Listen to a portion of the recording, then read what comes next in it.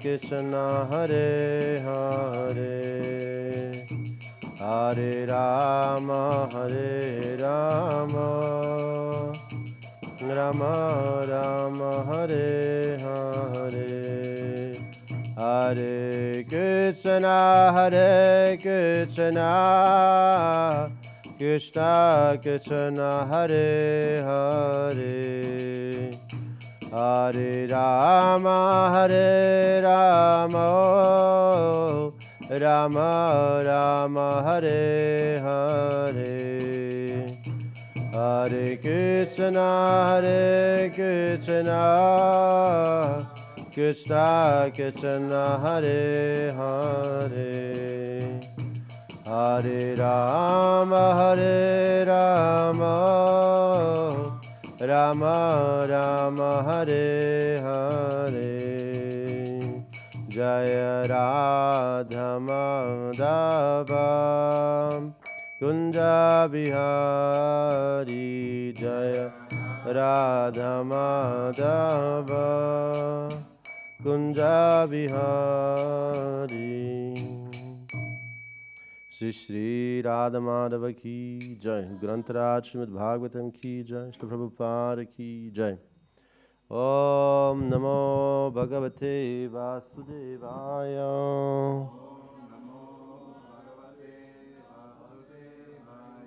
Om Namo Bhagavate Vasudevaya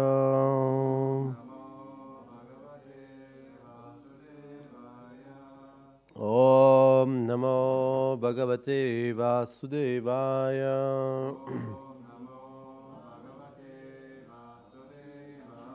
Om Namo Bhagavate Vasudevaya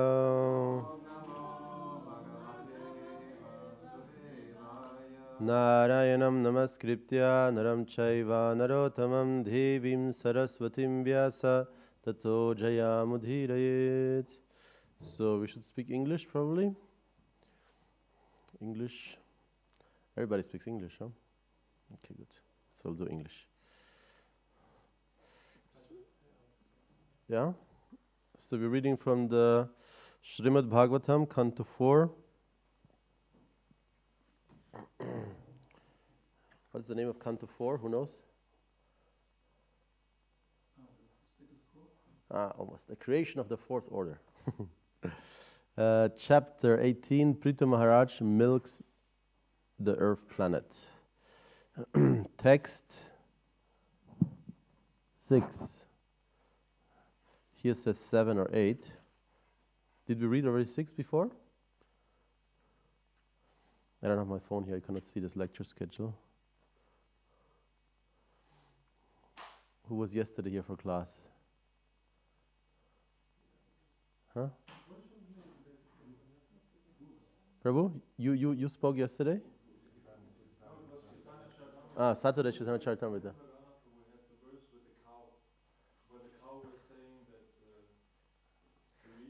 My dear king, the seeds, roots, herbs, and grains.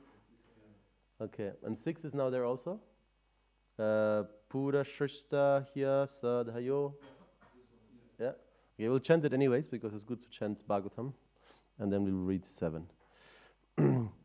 Pura Shrishta Hya Sadhayo Brahmanaya Vishampate Bhujamana Drishta Asadbhir Adritta Vrataihi Pura Shrishta Pura Shrishta Hyoshadhayo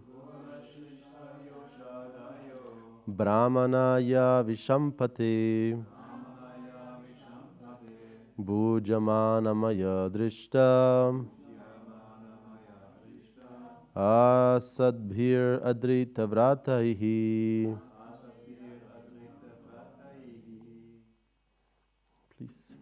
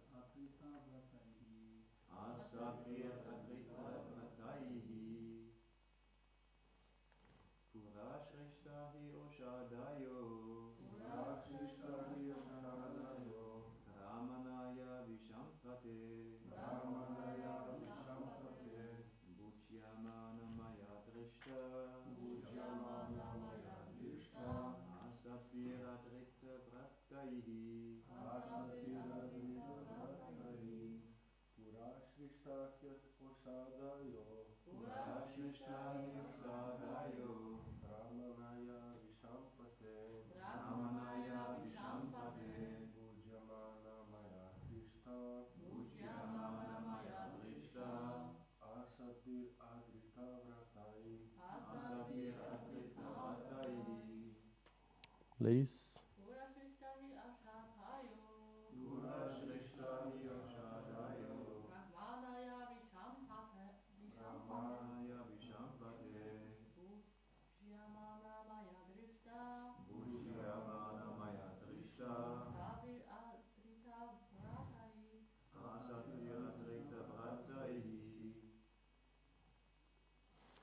Word by word. Pura, in the past. Shrishtaha, created. He, certainly. Oshadayaha, herbs and food grains. Brahmana, by Lord Brahma. Yaha, all those which.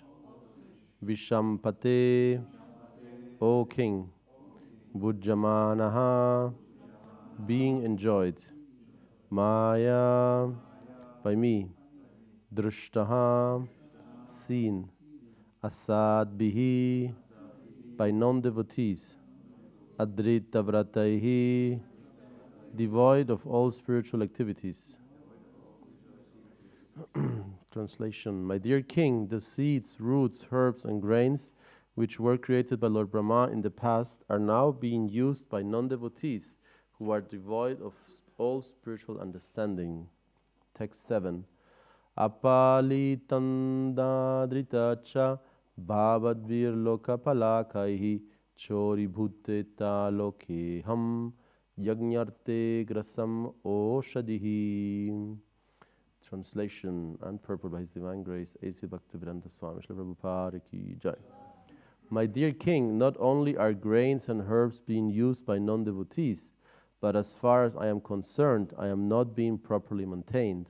Indeed, I am being neglected by kings who are not punishing these rascals who have turned into thieves by using grains for sense gratification. Consequently, I have hidden all these seeds which were meant for the performance of sacrifice. Did we read this? No? No. This was okay. Don't pass this. So purport. that which happened during the time of Prithu Maharaj and his father King Vena is also happening at the present moment. This present moment, a huge arrangement exists for the production of large-scale industrial and agricultural products. But all these products are meant for sense gratification. Therefore, despite such productive capacities, there is scarcity because the world's population is full of thieves. The word chori bhutte indicates that the population has turned to thievery. According to Vedic understanding, men are transformed into thieves when they plan economic development for sense gratification. It is also explained in the Bhagavad Gita that if one eats food grains without offering them to the Supreme Personality of Godhead, Yajna, he is a thief and liable to be punished.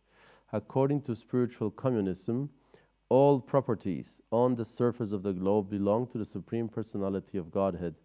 The population has a right to use goods only after offering them to the Supreme Personality of Godhead. This is the process of accepting prasada. Unless one eats prasada, he is certainly a thief.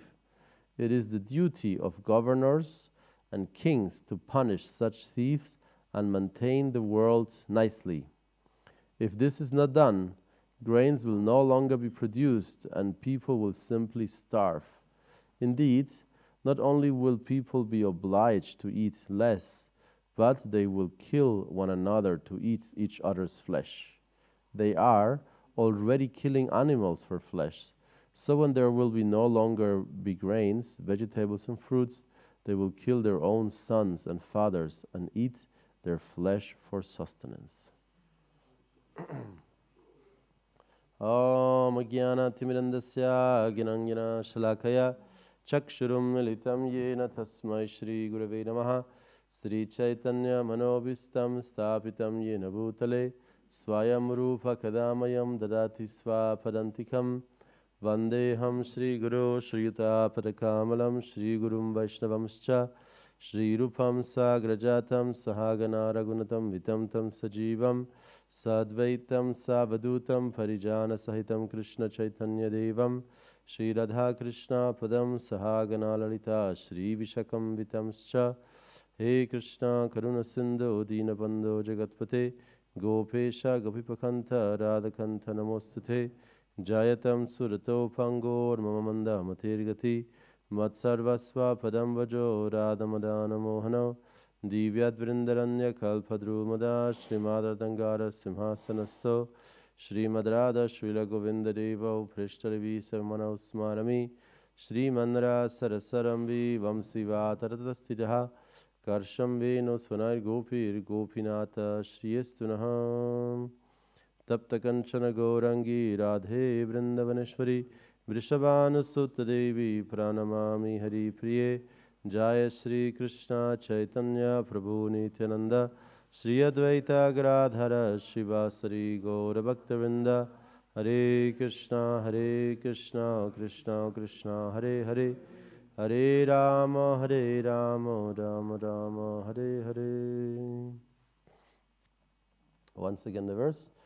Apalitannadrita cha bhavadbirloka palakaihi chori bhute taloke hang yajnarte grasam oshadihi. My dear king, not only are grains and herbs being used by non-devotees, but as far as I am concerned, I am not being properly maintained. Indeed, I am being neglected by kings who are not punishing the rascals who have turned into thieves by using grains for sense gratification. Consequently, I have hidden all the seeds which were meant for the performance of sacrifice. So, this is of course a very interesting topic and verse. And where do we start? We can start at the end of the purport, where Srila Prabhupada is predicting the consequences of the current developments of Kali Yuga. Towards the end of Kali Yuga, it is predicted that people will become carnivorous.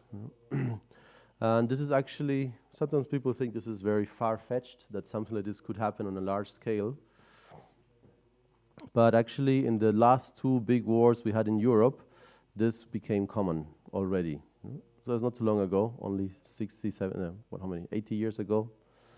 In Europe we had two big wars. Millions of people died. Many people were destitute, in hunger.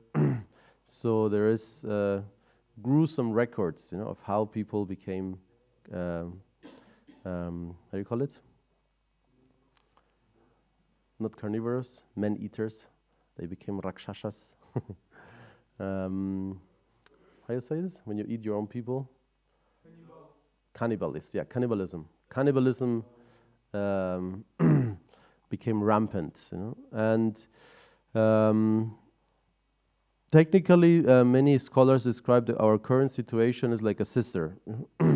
We have the development of Kali Yuga, and at the same time we have the development of the Yuga Dharma becoming more prominent. So in one sense it's getting worse, and in another sense it's getting better. So all in all, because the Yuga Dharma is more powerful, it's actually all getting better. People are living longer, people becoming more enlightened, people are becoming more conscious, more and more people are becoming vegetarian, vegan. More and more people are thinking, themselves as residents of a planet, not my country, this country against this country. So, and people become more literate, they live longer lives, they, all in all, actually, everything is becoming much better, That's the reality now. At the same time, many things are becoming worse, and the structure of the families are falling more and more apart. The roles of genders are put into question, and in that way, the genders are undermining each other instead of cooperating, and there is a big, you could say, especially in the West, everything that was established is shaking, basically, and it's not so certain, how the future exactly will evolve. Many of the most advanced societies in the planet, they are, materially speaking, advanced. They have no children, They have no children, like Korea, Japan, Germany also. Many of the advanced first world countries with a very high standard of living, very successful economies, they have become so selfish that they have no children. So usually you need 2.1 children per couple, so that more or less at least the population is kept. And most of these countries, like Korea, is the worst. They have 0.7 children per 2 parents, per 2 adults. So you can count, within the next 10, 20 years, the population will disappear, And Japanese people already are investing a lot in robots, because, less people, we need more robots now, So, yes, and of course the nature of Kali Yuga is conflict, quarrel, hypocrisy. So big quarrels are latent, You could say latent means any moment it could happen. It's been brewing for a while, and like Trump is regularly now talking about the Third World War, and he's the one who's going to stop it, but maybe they're also going to contribute to it. Who knows? The point is that many latent conflicts are quite likely, actually, and in many ways, in this part of the world we're living right now, for many decades we had, quite good, good situation, materially speaking, improving, less conflicts, less war. But before the Second World War, it was very common. Basically, every 15 years to 20 years, one major big conflict erupted, and thousands of people are killed. Big, battlefields, and the battlefield is not too far away. Our neighbor is here, Czech Republic, and the neighbor of Czech Republic is Slovakia, and then on the border of Slovakia is Ukraine. So it's not too far away, and a war is going on since a few years already, starting 2014, and then a few years ago even more intense. So it is Kali Yuga, and it's becoming worse in many, many ways. But actually, the collective, the total situation, you could say, actually is becoming better. And Srila Prabhupada accounted that a few times during his lifetime to the performance of Harinam Sankirtan. During his lifetime, a few times he predicted already that back then, the third world war will start, or the nuclear war between Pakistan and India is going to start, or a few times he said things like that. And then when his disciples asked again, it's like, no, actually Krishna changed his plan, Harinam Sankirtan is going on, and it's because when we read Srila Prabhupada's books, and of course there's Amin Rishi, he dissected the Bhagavatam for all of these quotes from Srila Prabhupada. And basically what we can see is that Srila Prabhupada is saying that, and also the Vedic text, the Bhagavatam, that it is possible that when there is a change of ages, there is a disruption. And either disruption is very sudden, abrupt, and painful, or it can be gradual. So both is possible. So maybe a abrupt, change is needed, and sometimes it happens, abrupt changes are there.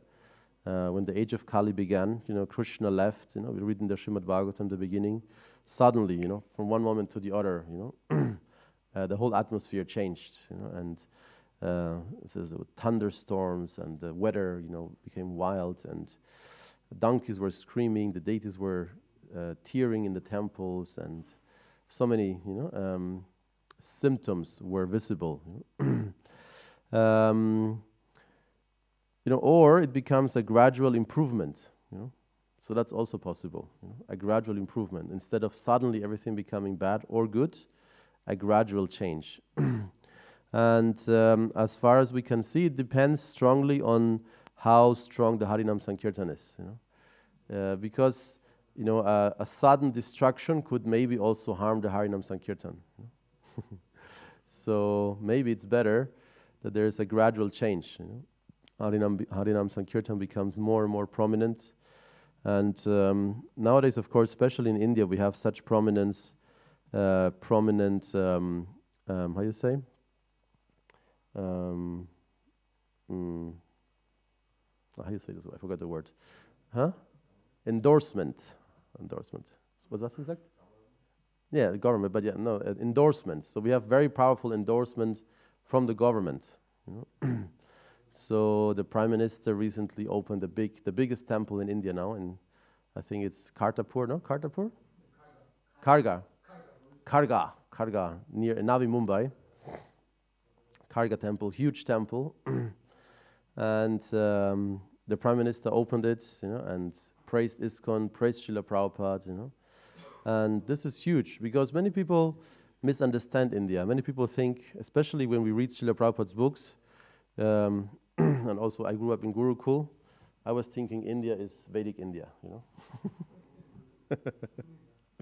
And when I came to India, I was very disappointed, But at the same time, it's still there, So I came to India, I'm like, oh my God, this is horrible,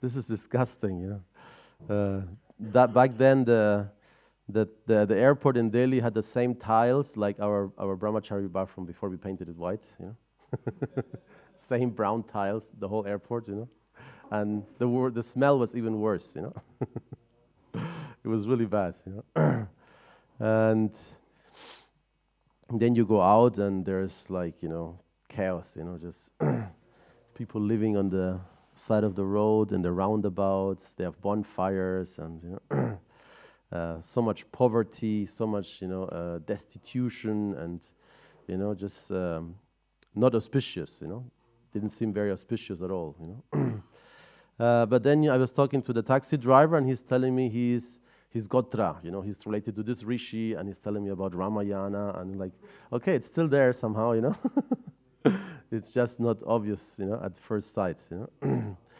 So, yes, but India is changing dramatically, and there's a strong, like you could say, reassertment of Vedic traditions in India, and this is not. Even as ISKCON is very successful in India, has been very successful in India, for the mass of people, ISKCON is still a cult, or some very weird form of Hinduism, basically some Western Hinduism. Probably actually Christianity in the name of, just in the name of Christianity, they're pretending to be Vaishnavas, Many Hindus, have this idea or perception of ISKCON actually. And when the Prime Minister, endorses us like that, it makes a huge difference, And India, of course, is, 1/7 of the whole world population, 18%, 20% of the world population. So it's a lot of people, Don't underestimate India. India is the underdog, and it's up for a big surprise for everybody. And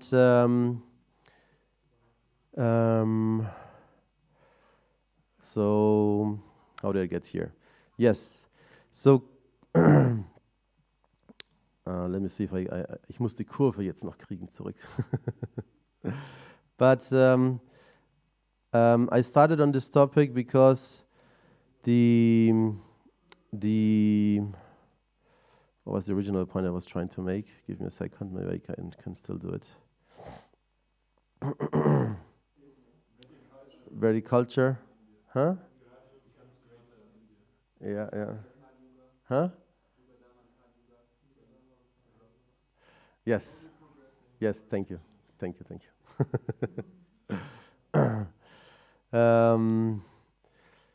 Yes, so Kali Yuga is progressing very fast, but at the same time there are many obvious signs of the golden age. Srila Prabhupada talks about the golden age, and many years ago, because when you grew up in ISKCON, it's basically the common idea of world perception. The golden age is going to start very soon. It's like, oh, okay, cool.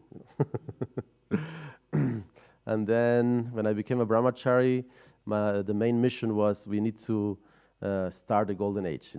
Wir helfen jetzt das goldene Zeitalter einzuläuten. And all our pursuits are to develop the Sankirtan movement, which is the golden age of Chaitanya Mahaprabhu. But then at one point, I was looking for signs. Are there any signs that actually is going to happen? Are there any signs? Are there any signs? Global, golden age. Prabhupada says it's going to be like Satya Yuga, at the climax of the golden age. So Satya Yuga is like a very high standard. So are there any signs? So naturally, I started looking at India, because India, I'm not sure if this is Prabhupada, but some devotees have explained it like that actually India is ahead in Kali Yuga 50 years. I don't know why exactly. Maybe because it started there. But in many ways, India is many terrible situations, poverty and destruction and environmental hazards, like the weather in Delhi. When you are there for Kartik, usually the weather forecast doesn't say cloudy or sunny, it says hazardous air, So that's the weather forecast for Delhi, Don't breathe, ideally, So, and so many things like that, uncountable. So, if it's going to improve somewhere, it has to start in India, At least there it should be visible, because they are, in tune with it. That's where it could start first, easily. And yeah, the signs are very good, The signs are very good. It's becoming better and better in India, materially and spiritually speaking. So there is no question that the golden age of Chaitanya Mahaprabhu will start.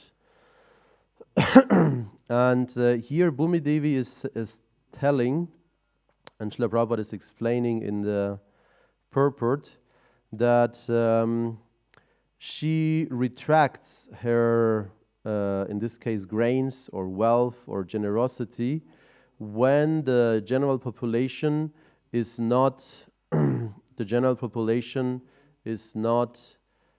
God conscious, or is not using these grains or what they have for the purpose of yajna, to please the Supreme Lord.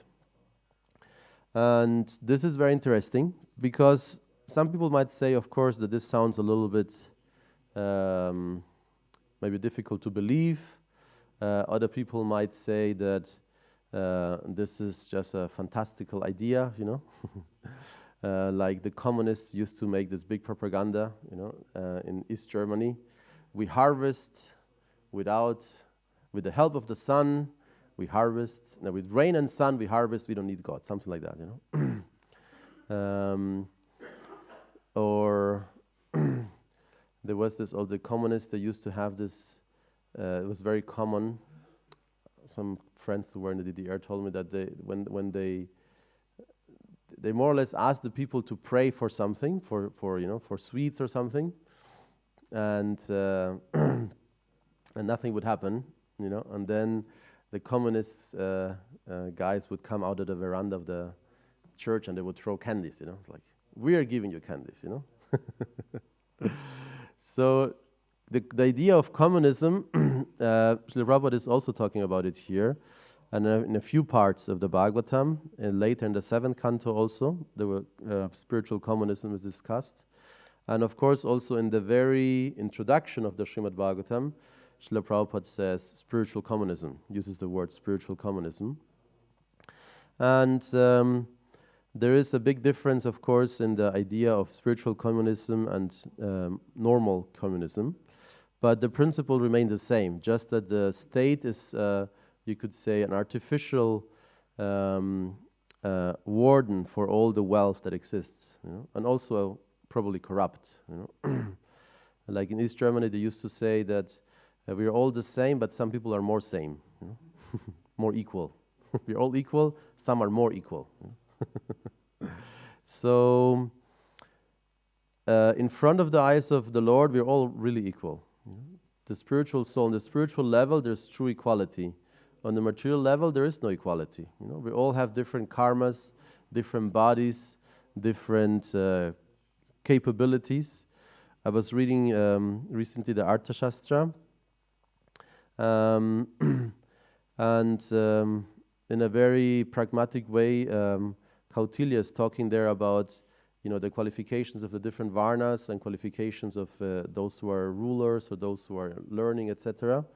And there's a long list of different qualities one should have if one should have. And if you don't have it, you just don't have it, So you can't be, how you say, engaged in that way, It's just like in any reasonable business, Any reasonable business, they will only hire people who have the qualities they need, in their, for whatever job they need the person.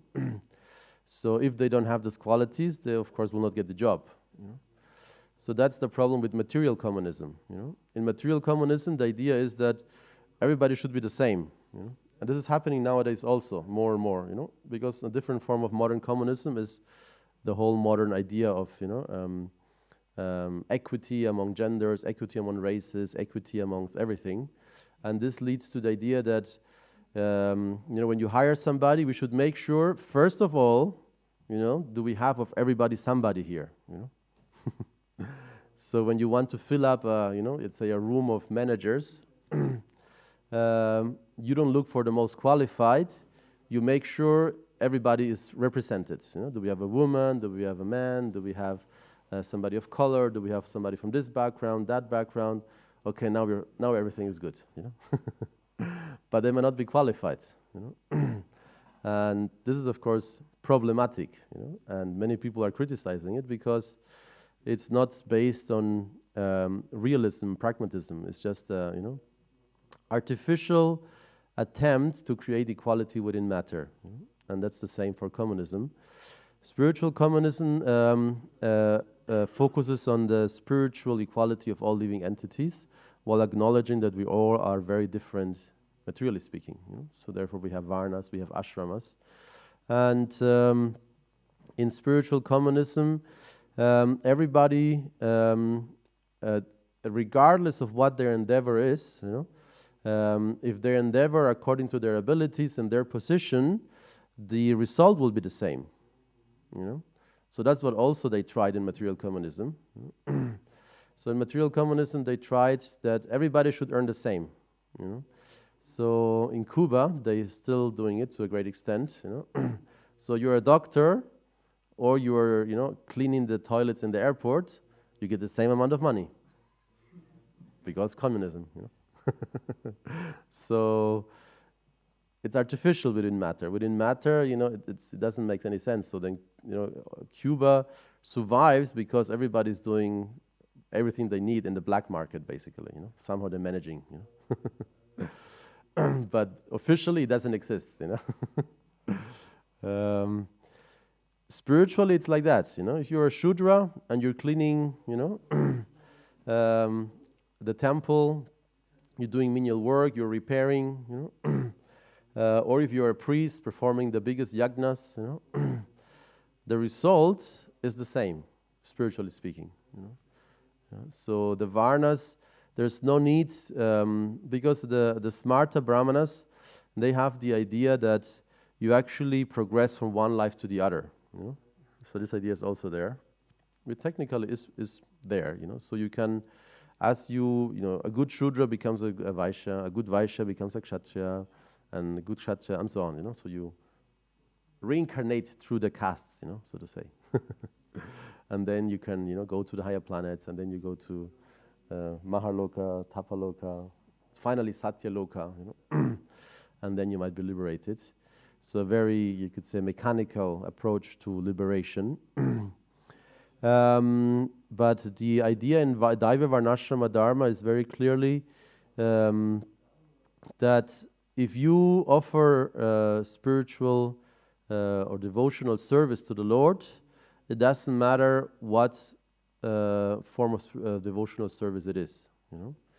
If you are, you know, under the car, you know, repairing the Sankirtan vans, or if you're printing the books, or if you are cooking for the Lord, or if you are, you know, managing the Lord's Lakshmi, or whatever you might be doing, making garlands, cleaning, if you do it with pure devotion, that activity will lead you to perfection, you know. So there is no need to artificially try to raise the material, or you could say your social status, you could also say, you know. Whatever you have as equipped, you know, whatever you are equipped with, you know, utilize it in Krishna service, you know. So it is described in the Bhagavad Gita as sannyas yoga. Sannyas yoga does not mean that you need to carry a danda and wear saffron robes. Sannyas yoga is that all the talents that you have, you should use in Krishna service, you know. And of course, that's a sannyasi. A sannyasi is using, you know, words, mind, and soul. No, what is it? The Tridandi sannyasi. I think words, mind, and soul, isn't it? Huh?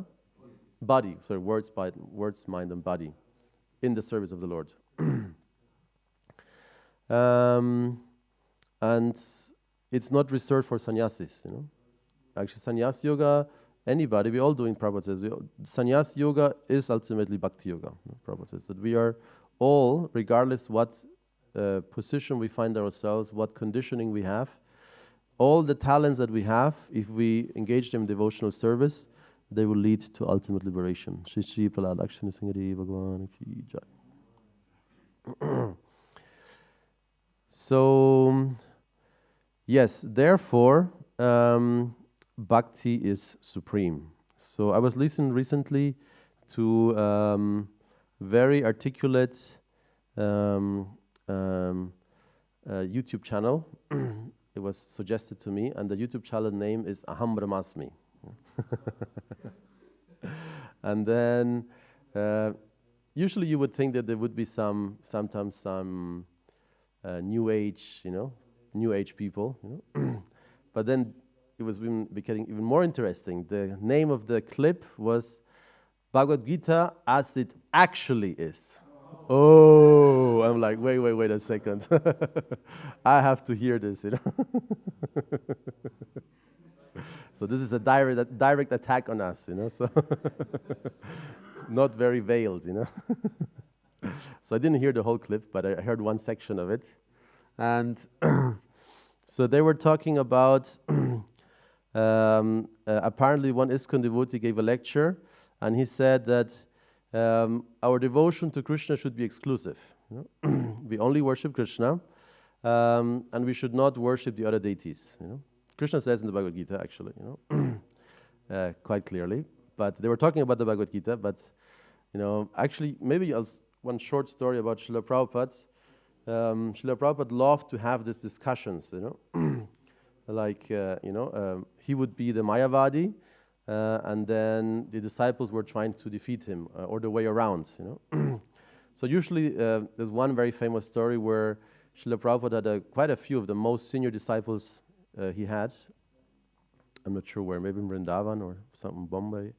But they were all assembled there, and they were all, I think it was in Vrindavan, yeah. And Prabhupada was Vaishnava, and all the disciples were representing Mayavadi philosophy. And it was going back and forth, you know, and then Prabhupada was smashing them, you know. And then they said, well, Prabhupada, of course, Bhakti Yoga is supreme, you know. The teachings of Lord Chaitanya is supreme. Obviously, you will win, you know. And it was okay, we will change sides. Now I'm the Madhavadi, and you're all Vaishnavas. And then Prabhupada started arguing, and like this person who made this clip was two Brahmanas, Shankara followers, very erudite, paka, proper, clean, strong sadhana, you could see, very nice Brahmanas. So Prabhupada also, he started, bringing all these arguments, and the disciples were completely bewildered. They were like, maybe we should be Mayavadis, And then Prabhupada started refuting, all his own arguments, to calm his disciples. So this Brahman I was hearing, he was also like really good, like really, all Shastric arguments, all, Shastric quotes, Sanskrit terminology, And I certainly would like to take notes, and then we have to make a counter clip, Bhagavad Gita as it is, as it actually really is, or something, I don't know. And one of the arguments I thought was very interesting, because he was referring, probably some ISKCON devotee made this comment, and the comment was that one should only worship Krishna, and if you don't only worship Krishna, it's like a wife being, unchaste, and having different husbands, or different paramours, partners, So that's of course not good. One should be loyal only to your own husband. And then he was saying, this is the wrong analogy.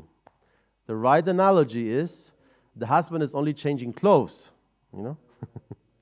So why should the wife, hate the husband if he's wearing a tie, or hate the husband because he's wearing something else, She should only love the husband, So basically implying that all the different forms of divinity that we find are forms of Brahman, Doesn't matter which form you choose, it's all Brahman, So very interesting. So what would be a good counter argument to that? I've been thinking the whole morning.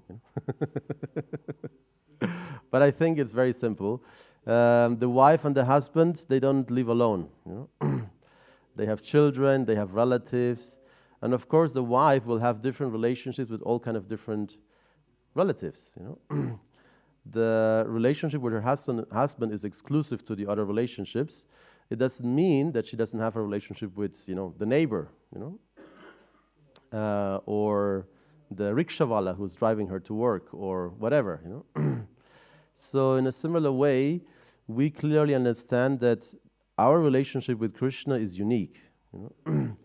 This should not make us offensive towards the demigods, because that's the reason why they become, a little bit, because they, when you make a statement that, it's like a wife, being in an affair, basically it means it's completely illegitimate, All of the other divinities are not legitimate, But they are real, We understand Ganesha wrote the Śrīmad-Bhāgavatam, They're all real personalities. Shiva is real. Shiva is even a tattva, very close to Krishna, very close to Vishnu tattva. So our understanding is none of the two, It's not that husband and wife exist alone and she's annoyed because he's changing clothes, The reality is that Krishna is never alone. And Srila Prabhupada also pointed it out very often, that Krishna, whenever he appears, he comes with his Sangha Pangastra. So his whole retinue, or his company. Krishna is always in company. Krishna is not alone. Krishna, Prabhupada said, at least you have to put a peacock or a cow or Radharani. Krishna is not alone. When some disciples used to paint Krishna alone, Krishna said, no, it's not, this is not Krishna. The picture is only complete when the companions are there. And the devatas are the companions of the Lord. They are the ganas, they're the followers of the Lord. So, and it is also described that we should when we think about the demigods, the devatas, we should not think of them in a negative way, you know? Because sometimes that can happen, you know? That we think, you know, because Krishna is supreme, they're all bad, you know? And if you see a deity of a demigod, it's almost like, oh my God, you know. But actually, or let's say like this, there are acharyas who are even more exclusive, you know. They say only Krishna and Vrindavan, you know. Only Radha Krishna and Vrindavan, you know. Don't even think about Lord Ram or Krishna and Dwarka, what to speak of Narayana, you know. That's heresy, you know. Don't contaminate your Braja Baba, you know. But that was not Srila Prabhupada's mood. Srila Prabhupada, because for example, the Maha Mantra, many, I don't know many, but some for sure, interpret the Maha Mantra to mean only Krishna. You know, Rama means also Krishna, you know. And it's true, because also a name of Radha Raman, for example. Some of the names of Krishna also include Rama. But Srila Prabhupada says Rama means Balarama, Ramachandra, even Parashuram. You know? So, like that. And the demigods, they are great devotees. You know? They are great devotees. You know? Some of them extremely advanced, you know. Some of them, even they are devotees, they give us an example of how one could still, you know, be in illusion, like Indra, you know. Indra is the leader of the demigods, but regularly he's confused, you know, or he's overwhelmed by his wealth and power, and he forgets actually, you know, his position, you know, overestimates his position. But, you know, with the right correction, or in the right circumstances, he will align properly, you know. He will fall in place on the right side, no? You could say. So, yes, it is important that we understand the position of the demigods, that we understand the position of Krishna as supreme. And I think that because this clip was I've seen very similar, you know, you could say channels now on YouTube, and the reason why Srila Prabhupada, you know, argues so much against Mayavadi philosophy in his purports is not for no reason, you know? Because in India there's quite there's YouTube battles now, more or less, you know, happening. And some are very directly aimed at this, like this one, you know. So we should be able to refute, you know. We should be able to refute. It's in English also, you know. So we should be able to refute and explain why Srila Prabhupada is explaining things in a certain way. Another example, of course, that I mentioned a few times already is the idea of demigods, you know. Many people are confused, you know, in India when we talk about demigods, you know. And so there is no demigods, you know. Or they're all devatas, you know. The word demigod is a Greek thing where half man and half the god, basically, like Hercules. But the way Srila Prabhupada uses demigod is to clearly you know, explain the Siddhanta of Gaudiya Vaishnava tradition and also the Bhagavatam, that Krishna is in a supreme position. You know? And the other divinities are demigod, not in the sense that they're half god, half human, but they are not eternally the supreme. You know? They have great powers, but they're not eternal living entities. You know? Like that. Okay. There's a few more topics here, but I think I'll stop here. Maybe there are some questions, comments. Yes.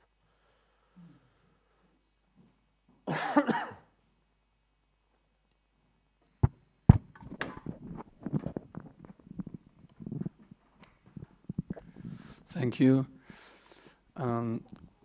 Just recently I read one letter of Srila Prabhupada where he also talks about this with Ram and Krishna. And he also made it clear that we don't have anything against Ram. We're just more on the side of Krishna. But when we chant Hare Krishna, then also Ram can also mean Lord Ramachandra. And then we understand, of course, it's Sita Ram, Hare Hare Rama. But my question is to you, maybe you can share some inspiring thoughts about it, that's all right, but when we refer to Ram as Balaram, then is there some information in the scriptures? Who is his consort, or is there some... Yeah. Prabhupada says, in this list, this purport I quoted actually says, it refers to Balaram, to Ram, Ramachandra, even to Parashuram. And of course, if it refers Nityananda Ram, it refers also to Lord Nityananda then. And the consort of Balaram is of course Revati. Revati is the consort of Lord Balaram. And Nityananda, Prabhu had 2 wives. Who knows? Their names I forgot. Vasudha, Janavi, Vasudha, Janavi? Yeah, Janavi Devi for sure. Vasudha is the name of Janavi, or Vasudha is the second person? Second wife, as far as I know. Second wife. Second. So there's in Nityananda Charitamrita is a very nice description of his wedding. It's very, very elaborate and very beautiful how he's wearing this amazing turban is described, for his wedding day. So yes, when I was in Berlin in the temple, we have this big Jagannaths. I'm sure everybody has taken darshan of Jagannath in Berlin. You should. They're very special. They're from the king of Puri, and they have a piece of the original deities in their hearts. And when I was sitting there, I was thinking, okay, this is like Yogamaya, Radharani, Hare is Subhadra, and Krishna, and Rama, Balaram. So we were chanting. This was our meditation, that the deities were the Mahamantra. And I asked, what's his name? Madhavananda Prabhu, and he said, yes, that's correct. Because Hara is the universal mother. It is ultimately Radharani, but it's Hara is universal mother, so many different aspects, like Yogamaya, also Sita, etc. Is Revati for Balaram like who is Rohini, Rukmini, or Satyabhama for Krishna in Dwaraka? Yes, I think so. Yes. Then my question would be if there's an equivalent for Radharani, I don't know. Radharani. No, I don't know. Okay. But he has gopis also, but I wouldn't know. The Bhagavatam in the heavenly planets is supposed to have, I think, 100,000 verses. So you have to read that Bhagavatam probably. You can read more details about Balaram's rasa dance. Thank you. And just a small question added to this. I was just thinking the past days about the super soul. And we always say Vishnu is never alone. Krishna is never alone. So also the super soul in our heart, is there also then? Well, we are there, no? Because he's never alone. Okay. Yeah, that's a good question. But I would say, he's not alone. He's the companion of the soul, like 2 birds in a tree. That's the analogy we use. Lakshmi is also at the side of... Usually, this would be a little bit speculation now from my side, but usually like every form of Vishnu has Srivatsa on his chest. Like we also always put Lakshmi on the chest of Nrsingadev. So she's always there at the chest. The Srivatsa is Lakshmi at the chest of the Lord. So probably, my speculation now, the Super Soul also has the Srivatsa there.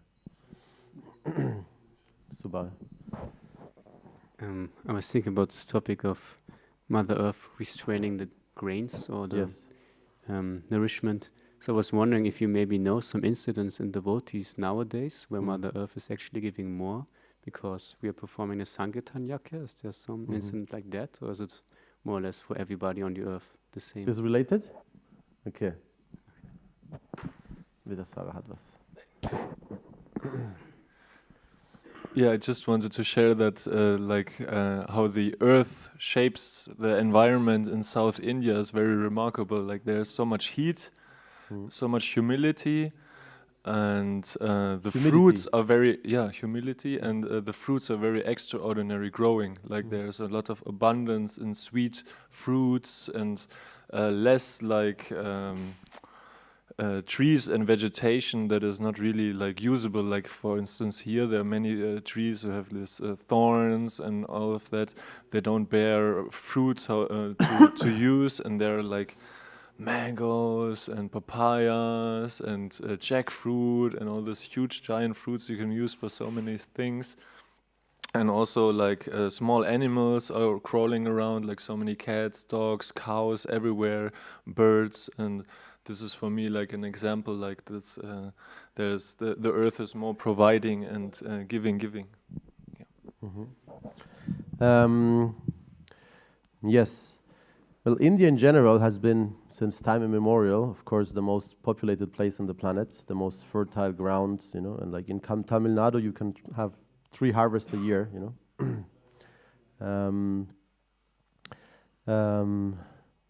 Yes, certainly Bharatvarsha is, unique. And if you look at the surface of the planet actually, the area which is arable and fertile is not so much. And have you ever studied Dirke Weltatlas? Dirke Weltatlas, it's always, I love Dirke Weltatlas. And in this, atlas, there's always at the back, like topographic maps about what items, what plants grow where, and and what kind of soil there is in the world, and like that. And I mention this because when we read the Bhagavatam here, the description is that Prithu Maharaj actually was the original Vedic king who made huge areas of land arable. He is described, he leveled hills, he made like huge areas flat, he cut forests, and so on. So to make land arable for people, to sustain from the land. I'm not sure if this but we can assume, since India is the cradle of Vedic civilization, that these works were mainly done in India. But huge areas of the planet are still, covered in deserts, covered in hills, covered in mountain ranges. The areas we live in also are quite good, like Germany, the central part of Europe, beginning with Holland. Huge areas, flat, so a lot of agriculture is also possible here. But of course, it's cold in the winter, and that makes a difference. And if it was not for the potato, Europe would have a huge crisis. This is a very interesting fact of history, because Europeans are, sometimes very proud. But actually, Europe in the 16th and 17th century reached the climax, of how they could use the land with grains. And the rivers were getting all polluted. Most of the forests had been already cut down. Like Bavarian forest used to be a jungle here actually before, and now it's all arable. But they had reached the limit what they could extract from the land, and the population was this huge, when there was cold winters or very hot summers, and some part of the harvest would not come in, then it had a huge consequence, and many people would starve to death, and so the entire, you could say, climax Europe had reached was about to collapse, but the potato came. So the potato from Peru saved Europe, because it can grow in any climate, even when it's really cold, It grows very fast, You don't need any mills, you can just take it from the earth, put it in the pot, and cook it and eat it, So the potato saved Europe, actually. Potato is not very common in India also, but India was not saved by the potato. India did not need the potato in that sense,